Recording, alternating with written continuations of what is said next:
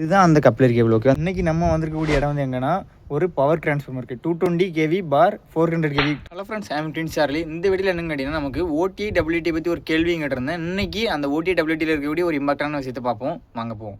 நம்ம இன்னைக்கு எங்கே வந்திருக்கோம்னு கேட்டால் இன்றைக்கி நம்ம ஒரு பவர் டிரான்ஸ்ஃபார்மரோட மார்ஷலிங் பாக்ஸில் வந்து பவர் டிரான்ஸ்ஃபார்மரோட மார்ஷலிங் பாக்ஸில் என்னென்னலாம் இருக்குது, அதில் ஓடி டபிள்யூடியில் நம்ம என்ன பாயிண்ட் பார்க்க வந்தோம் அதை ஃபுல்லாக பார்ப்போம். ஆனால் மார்ஷலிங் பாக்ஸில் நமக்கு டபிள்யூடி ஓடியில் வந்து 4 டயல் இருக்குது. இது ஒரு டயல், இது ஒரு டயல், இது ஒரு டயல், இது ஒரு டயல். ஓகே, 3 டயல் 4 டயல் இருக்குது. இது வந்து நமக்கு வந்து என்னன்னா ஆயில் டெம்பரேச்சர் இண்டிகேட்டர். ஓகேவா, இந்த டயல் ஆயில் டெம்பரேச்சர் இருக்குது. அப்புறம் இந்த டயல் வந்து வைனிங் டெம்பரேச்சர் இருக்குது. அப்புறம் இந்த டயல் வந்து இதுவும் வைனிங் டெம்பரேச்சர் இருக்குது.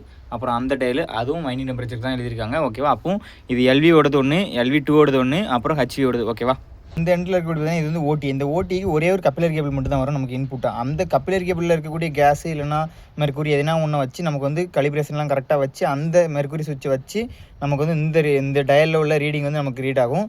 இதை வச்சு நமக்கு வந்து ஓடி ட்ரிப்பு, ஓடி அலாரம் ரெண்டுமே எடுப்போம். ஓகேவா, அதே மாதிரி WT1, WT2, WT3. ஓகேவா, LV1, LV2, HV. ஓகே, அந்த 3 வைண்டிங் நமக்கு டிரான்ஸ்ஃபார்மரில் 2 LV அப்புறம் ஒரு ஹெச்வி இருக்குது. 3 சைடுமே வைண்டிங் தனித்தனியாக இருக்கும். LV1க்கு தனி வைண்டிங், LV2க்கு தனி வைண்டிங், LV3க்கு தனி வைண்டிங். ஓகேவா, LV3 கிடையாது, ஹெச்வி.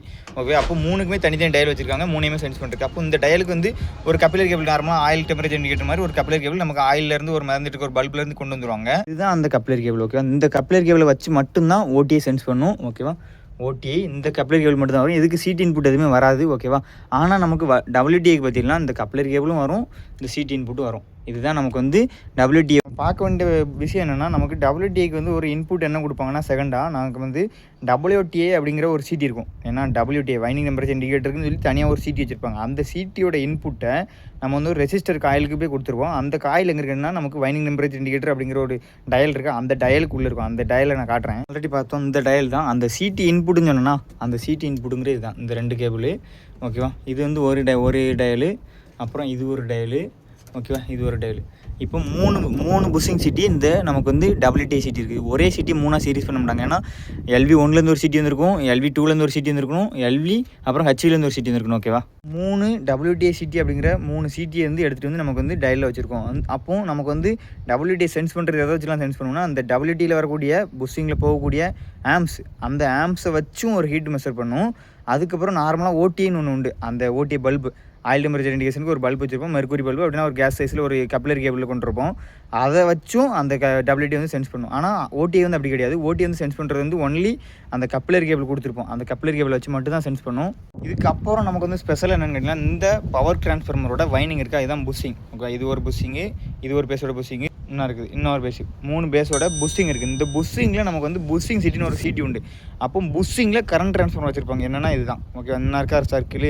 இது வந்து நமக்கு வந்து இந்த இடத்துல இருக்கக்கூடிய இதுதான் நமக்கு வந்து என்னென்னா டெராசிட்டி. ஓகேவா, இது ஒன்று.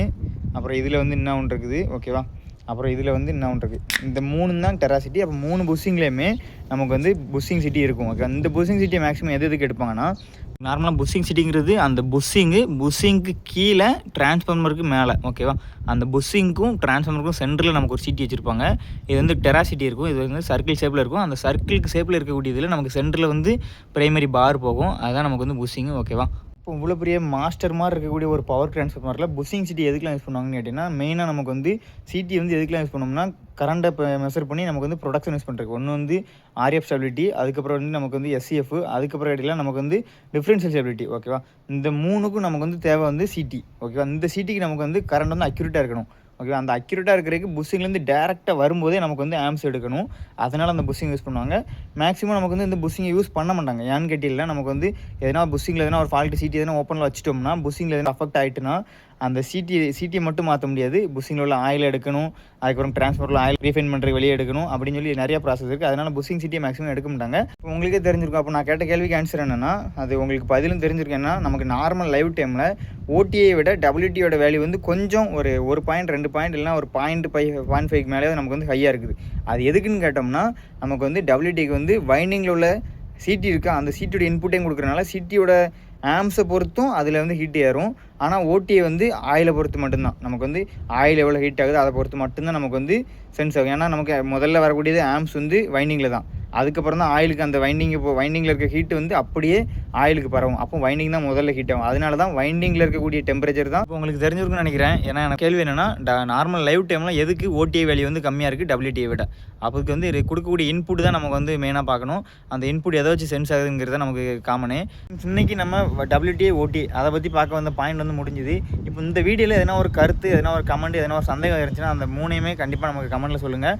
அடுத்த வீடியோவில் அதை நான் கண்டிப்பாக கிளாரிஃபை பண்ணுறேன். அதுக்கப்புறம் உங்களுக்கு இன்னும் வேறு எதனா டவுட் இருந்துச்சுன்னா அதையும் கண்டிப்பாக சொல்லுங்கள். அப்புறம் உங்கள் ஃப்ரெண்டுக்கும் கண்டிப்பாக ஷேர் பண்ணிக்கோங்க. அதுக்கப்புறம் நம்ம ஐடி கண்டிப்பாக ஃபாலோ பண்ணிக்கோங்க. இன்னொரு டீட்டெயிலான வீடியோவில் அடுத்த ஒரு முக்கியமான பாயிண்டில் சந்திப்போம். தேங்க்யூ.